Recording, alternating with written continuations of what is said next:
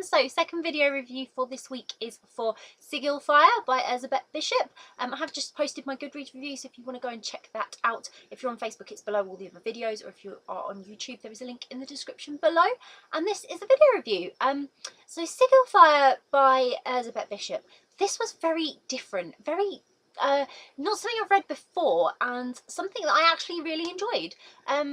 Vampires and succubus, basically. Lots of magic and fantasy. Had a bit of a gothic-y feel to it.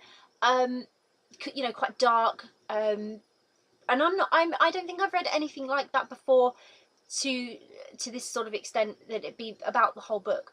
But I really did like it, and it was an interesting experience to read something different, because the characters, they have different sort of challenges to face, if you know what I mean.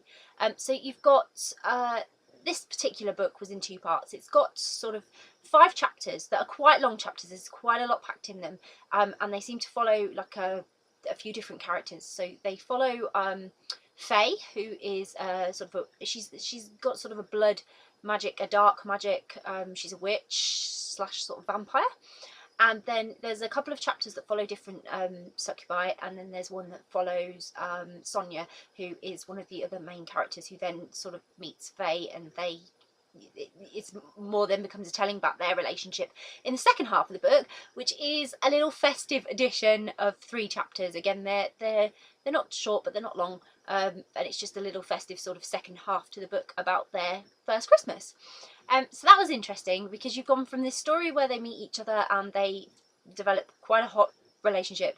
It was very sexy and, you know, super cool. And then they go into this little festive Sonia experiencing Christmas, which was with Faye, which was absolutely brilliant.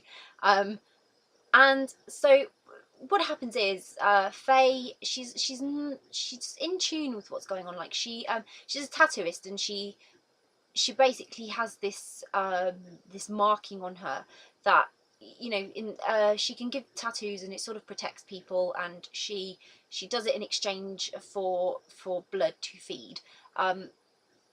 And she sort of gets all entangled into this story with the succubi who go missing because they're being killed, and Sonia's a friend of quite a few of them that have lost their life, and so she fears for her own life, and that's how she's sort of guided towards Faye to get protected and you know, to help her overcome the demons that are after her. So the book builds up slowly, and then it gets very adventurous in this last chapter of the first part, where they have these battles, and they're you know, everything, all the secrets are coming out, and all the drama is unfolding, and their relationship is developing at the same time, where they're learning to work together, trust each other to overcome the darkness and the bad.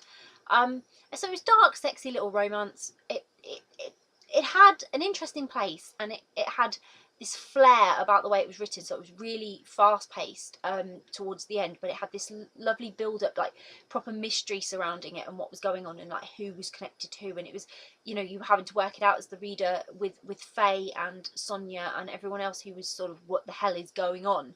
And so it was a really, you know, it was a really nice book.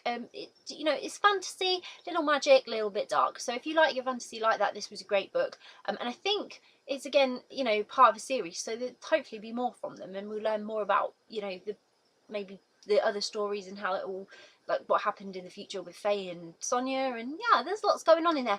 So it was an interesting book, like I say, very interesting read, and I did enjoy it.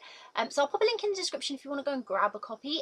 If you've read Sigil by Erzabet Bishop, I'd really love to know what you thought of it. And if you have it on your to read list, or you're interested in reading it again, I would love to know. And if you do read it, I hope you enjoy it. Bye!